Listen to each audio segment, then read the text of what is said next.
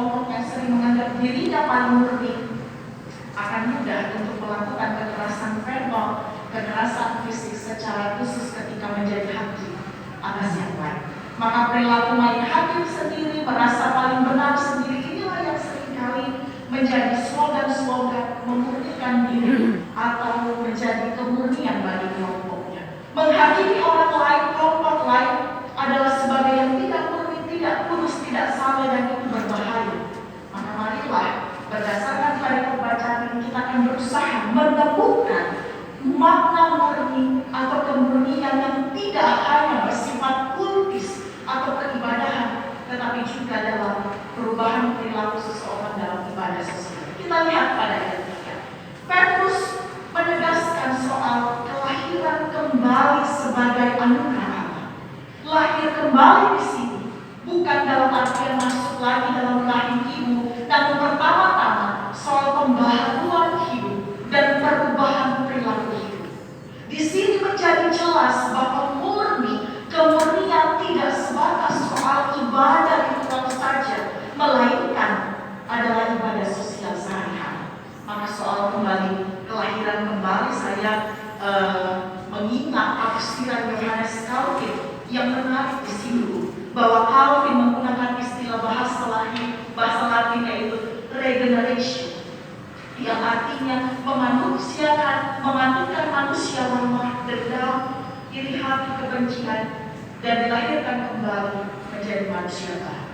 Ayat 4-5 dikatakan bahwa kelahiran kembali atau regenerasi adalah syarat mutlak untuk manusia menerima keselamatan.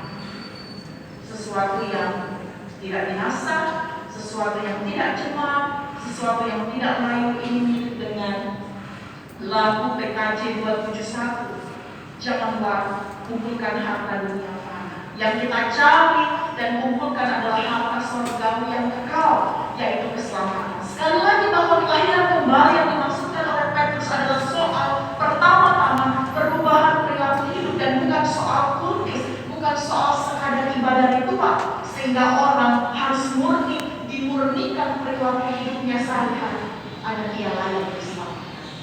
Ayat 6-7. Di sini Petrus seolah-olah sedang menceritakan pengalaman imannya sendiri, bahwa ia bersaksi bahwa dirinya bukan orang yang 100% beriman kuat. Ia pernah sombong hati. Ingat perkataan Petrus, ibu bapak, dia pernah mengatakan sekali-kali, aku tidak akan menyangkal Yesus. Demikian, tentu tidak. Dalam kisah lain, ia pernah jatuh dalam penyangkalan atau pengkhianatan terhadap Yesus. Ia bangkit dari kisah penyangkalan itu, ia dimurnikan kembali sehingga semakin militan mengikut Yesus. Maka dalam tradisi dikatakan Petrus disalib dengan kepala di bawah dalam tubuhan dari Yesus. Nah, ibu bapak dan saudara, maka soal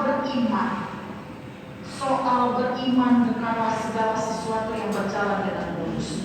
Tetapi soal beriman, orang akan jatuh bangun, kita akan gagal, kita akan coba lagi, dan tidak pernah berjalan dengan baik. Petrus membuktikan bahwa beriman tidak selalu manis, tetapi beriman akan menemukan sebuah kegagalan, dan itulah yang membuat iman semakin murni.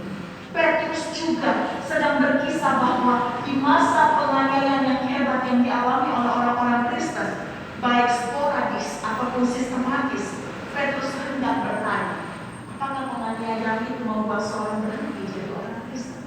Tentu tidak. Apakah